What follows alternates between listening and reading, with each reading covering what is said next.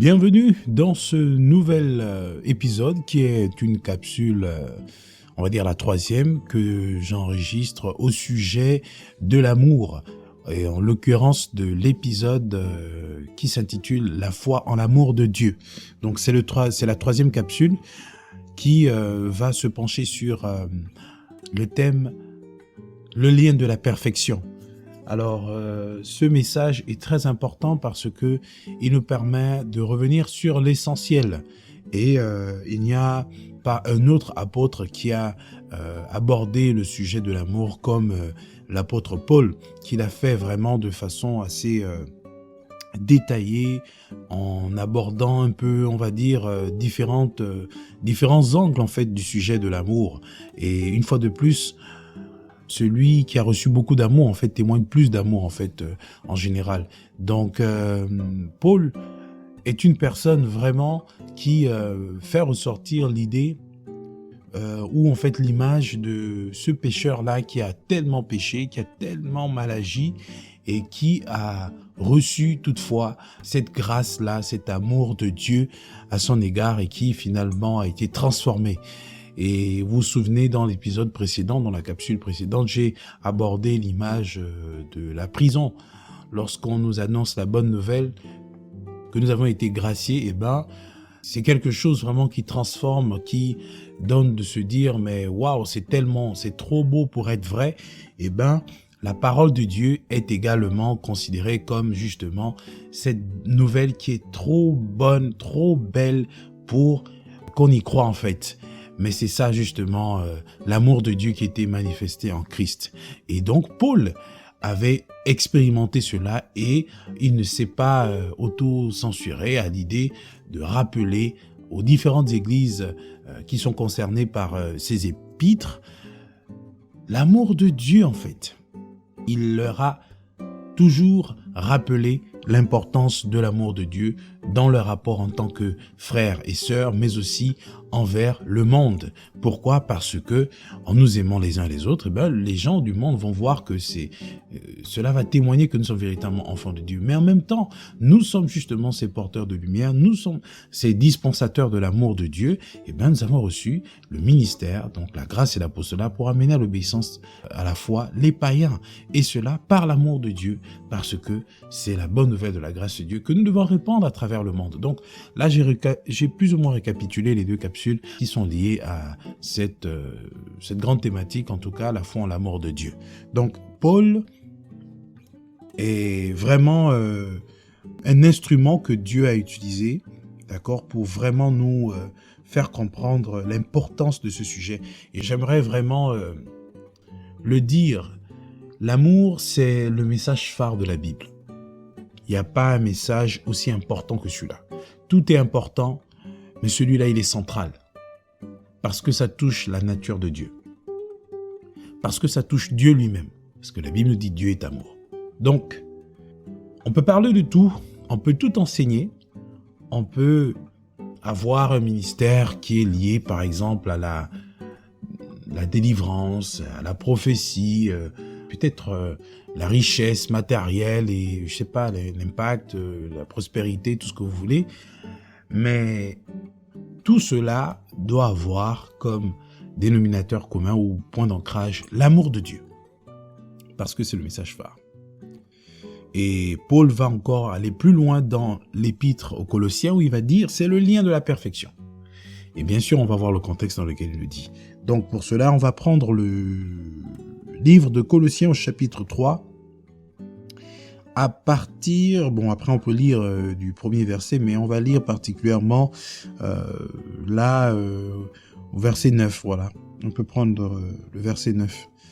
Alors la Bible dit ceci, « Ne mentez pas les uns aux autres, vous étant dépouillés du vieil homme et de ses œuvres, et ayant revêtu l'homme nouveau qui se renouvelle dans la connaissance selon l'image de celui qui l'a créé. Il n'y a ici ni grec, ni juif, ni circoncis, ni incirconcis, ni barbare, ni scythe, ni esclave, ni libre, mais Christ est tout et en tous. Ainsi donc, comme des élus de Dieu, saints et bien-aimés, Revêtez-vous de sentiments de compassion, de bonté, d'humilité, de douceur, de patience. Supportez-vous les uns les autres, et si l'un a sujet de se plaindre de l'autre, pardonnez-vous réciproquement. De même que Christ vous a pardonné, pardonnez-vous aussi. Mais par-dessus toutes ces choses, revêtez-vous de l'amour, qui est le lien de la perfection, et que la paix de Christ à laquelle vous avez été appelés pour former un seul corps règne dans vos cœurs, et soyez reconnaissants. Alléluia. Le lien de la perfection, c'est dans le verset 14. Mais par-dessus toutes ces choses, revêtez-vous de l'amour qui est le lien de la perfection. Et même avant cela, il dit que nous devons faire montre de compassion, de douceur, d'humilité, de patience, etc. Tout ça, ce sont les composantes du fruit de l'esprit, de l'amour. Et il dit que l'amour est le lien de la perfection. Donc par-dessus tout ce que j'ai cité, par-dessus tout ce qui peut exister, par-dessus tout ce qui peut être enseigné dans l'Église, l'amour doit être présent. L'amour doit être pris en compte. Parce que l'amour de Dieu, c'est la nature de Dieu. C'est le message de Christ. C'est le fondement sur lequel nous devons bâtir. C'est la base de nos rapports entre frères et sœurs, mais aussi la base de nos actions d'évangélisation vis-à-vis des païens. En faveur des païens, je veux dire. Donc, vous voyez que c'est central. Et Paul insistait là-dessus. C'est pas évident. Vous savez, quand on prend par exemple le cas des rapports avec des personnes dont on sait que le caractère est extrêmement difficile, ou lorsqu'on est dans un couple par exemple, ou on est en famille avec les enfants, souvent c'est pas évident. Avec des collègues qui sont vraiment très pénibles à côtoyer, mais lorsqu'on est rempli de l'amour de Dieu, on parvient à faire ce que naturellement et humainement on ne peut pas faire. C'est la raison pour laquelle Jésus pouvait dire « Père, pardonne-leur car ils ne savent pas ce qu'ils font ». Si Jésus n'était pas animé de l'amour de Dieu, s'il n'était pas rempli de l'amour de Dieu, il n'aurait pas pu pardonner le monde. C'est la même chose avec Étienne, qui a été lapidé, mais qui, toutefois, a aussi plus ou moins dit « Père, pardonne-leur car ils ne savent pas ce qu'ils font ». Parce qu'il était rempli de l'amour de Dieu. Parce qu'il était rempli de l'amour de Dieu. Et Paul aussi était rempli de cet amour, et c'est la raison pour laquelle il nous encourage à nous revêtir du lien de la perfection dans nos rapports entre frères et sœurs, mais aussi envers les païens.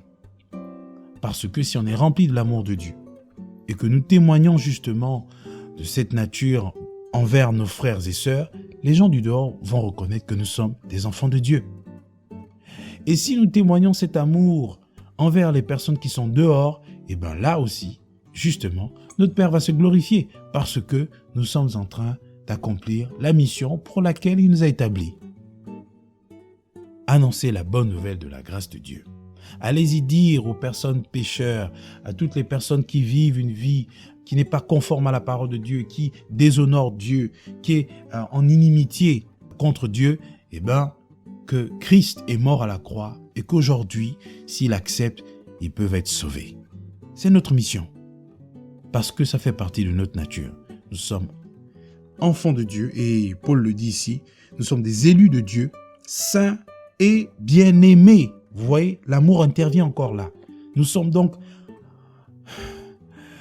dispensateurs de l'amour de Dieu, porteurs de l'amour de Dieu. Nous sommes bien-aimés, donc nous avons reçu cet amour pour pouvoir le partager, aussi bien entre nous-mêmes en tant que frères, qu'envers les personnes au dehors.